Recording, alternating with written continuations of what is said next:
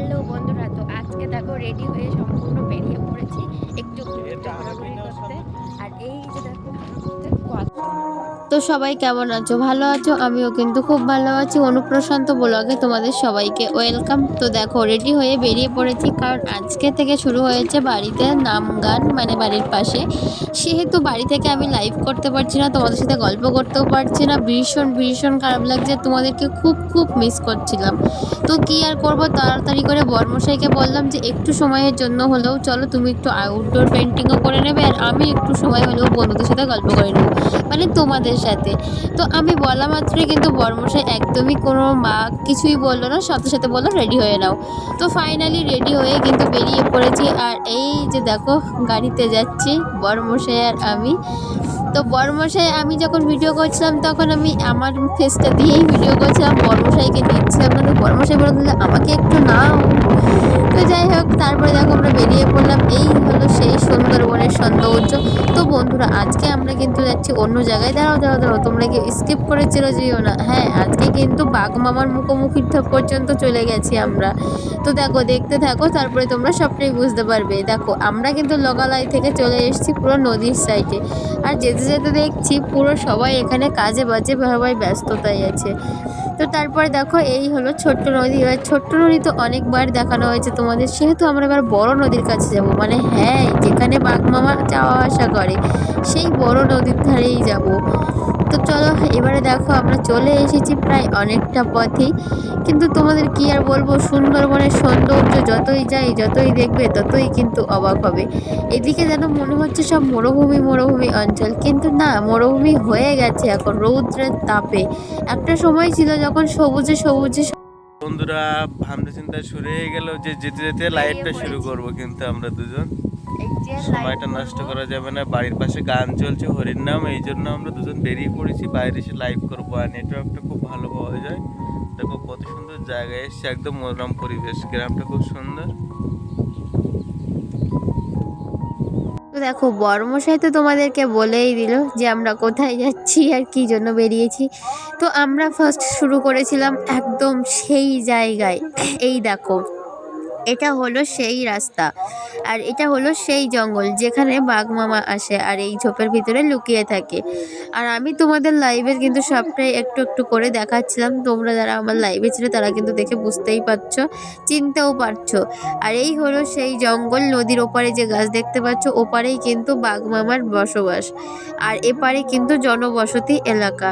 তবে এখানেই শোনা গেছে কিছুদিনই আগে, মানে এই বাঘ মামা পার হয়েছিল, হয়ে এই সাইড থেকে কিন্তু ছাগল ছেনা নিয়ে চলে গেছিল। কিন্তু আমরা যখনই ওখানে পৌঁছেছি তার কিছুক্ষণ পরেই একজন আমাদেরকে এসে বললো এখানে নাকি বাঘ মামা পার হয়েছে। তো এখানে থাকাটা আমাদের জন্য সেফটি নয়।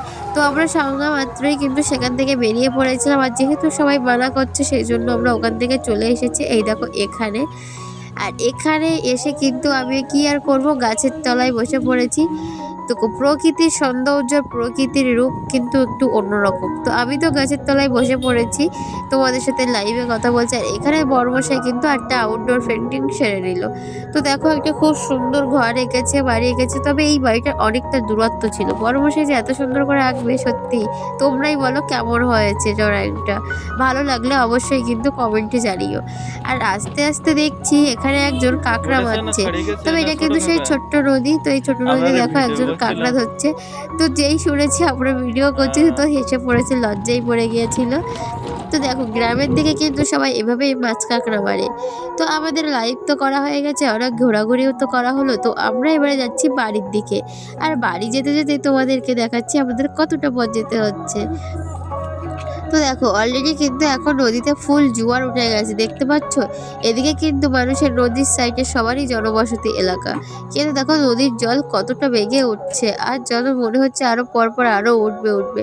হ্যাঁ বন্ধুরা, ঠিকই ধরেছো, নদীর জল এখনো অনেকটাই উঠবে। তো গল্পে গল্পে তোমাদের সাথে বলতে বলতে বা দেখাতে দেখাতে দেখো অনেকটা পথই আমরা চলে এসেছি। আর দেখো আমরা কিন্তু প্রায় বাড়ির কাছাকাছিই চলে এসেছি। আর দেখছো এখনো কিন্তু হালকা হালকা রৌদ্র, কি অবস্থা। হ্যাঁ বন্ধুরা, আমরা কিন্তু বেরিয়েছিলাম সকালবেলা। আর সকালের সৌন্দর্যটা একটু অন্যরকম থাকে, তবে বিকালবেলাটা আরও বেশ ভালো লাগে। আর তোমরা আমাদের সুন্দরবনকে যতটা ভালোবাসো আর যতটা ভালোবাসা দিয়েছো, আমি অনেক অনেক খুশি হয়েছি। তো বন্ধুরা, তোমাদের সবাইকে বলবো আমাদের সুন্দরবনে এসে ঘুরতে। চারিদিকে তোমরা ঘুরে দেখো, সুন্দরবনের সৌন্দর্য আশা করি তোমাদেরকে মুগ্ধ করবে। তো এই হলো সেই জায়গা, এখানটায় কিন্তু নাম গান চলছে। এইখানে এই নাম গান চলছে, আর আমার বাড়ির উপরে কিন্তু মাইকটা বাঁধানো আছে, যার জন্য এতটা স্পষ্ট তোমরা দেখতে পাচ্ছ কোথায় গানটা হচ্ছে আর এখান থেকে আমার বাড়ি কতটা দূরত্বে।